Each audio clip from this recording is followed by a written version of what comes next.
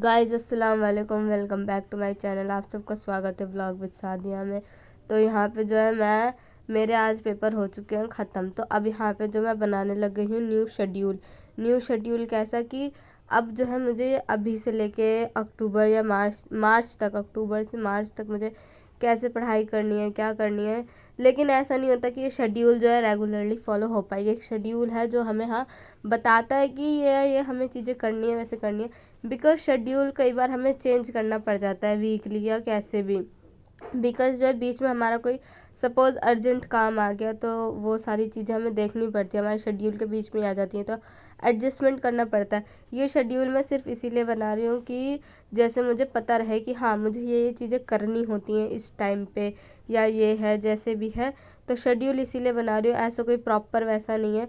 हमें शेड्यूल बना के फॉलो करना चाहिए, बट कभी कभी इमरजेंसी के दौरान जो है हमें कई बार कुछ शेड्यूल जो है मिस करना पड़ता है, शेड्यूल में चेंज करना पड़ता है कई बार। तो इसीलिए जो शेड्यूल ये है एक शेड्यूल है, बट वो कहते नहीं फिक्स्ड शेड्यूल, ये फिक्स शेड्यूल नहीं हो सकता क्योंकि अभी घर में मेरे बहुत सारा काम आ जाता है, कभी कभी अर्जेंटली में कुछ भी हो सकता है अर्जेंट में। तो यहाँ पे जो है मैंने सोचा ला फिर आज जो है मैं अपना शेड्यूल बना लेती हूँ, देन फिर कल से प्रिपरेशन अच्छे से स्टार्ट कर देंगे हम। तो यहाँ पे जो है मैं अभी जो है बनाने लग गई हूँ अपना शेड्यूल, और शेड्यूल कुछ इस तरीके का रहने वाला है जैसे आपको दिख रहा है।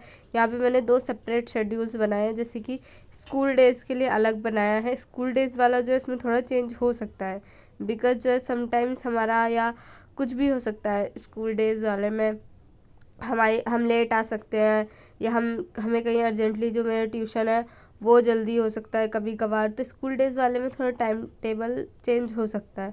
और यहाँ पे मैं जो है वो बनाने लग गई हूँ। अब यहाँ पे लाइन खींच ली मैंने। अब यहाँ पे मैं अपना टाइम टेबल जो भी शेड्यूल है वो बनाने लग गई हूँ हॉलीडेज़ का। जैसे कि अभी अक्टूबर का मंथ चल रहा है, ठीक है, अक्टूबर का मंथ वैसे 2 दिन बाद चालू हो जाएगा।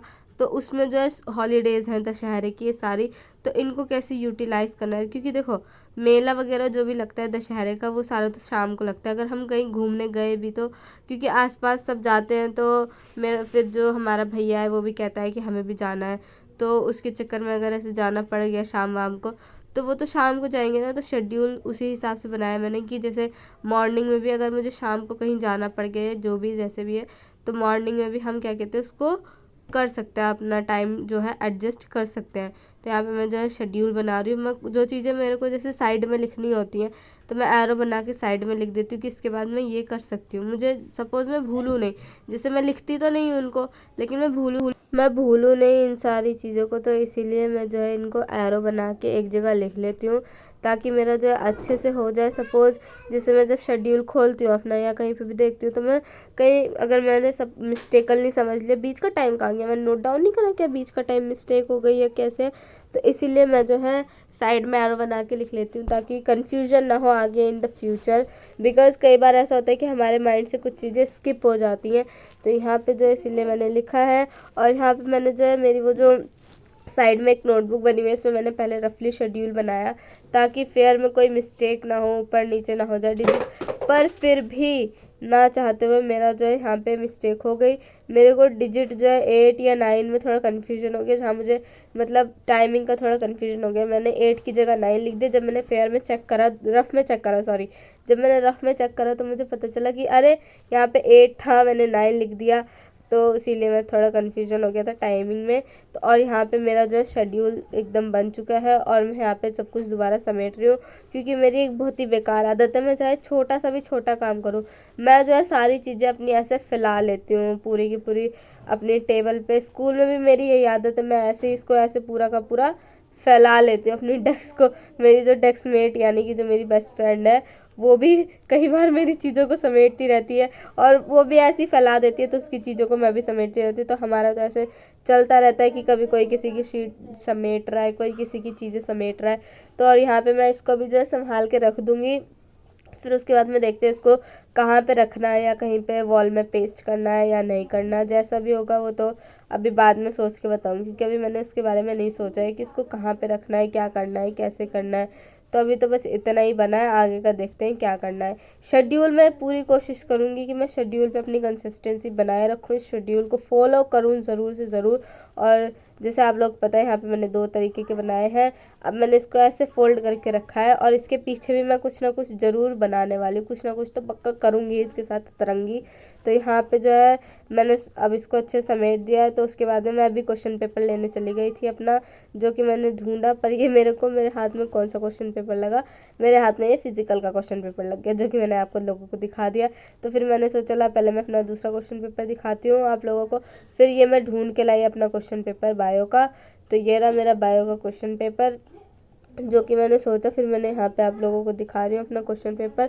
तो ये पहला जो पोर्शन था वो MCQ था। देखो जैसे मैंने आप लोगों को टिप बताई थी ना, मैंने बिल्कुल वही टिप फॉलो करी थी।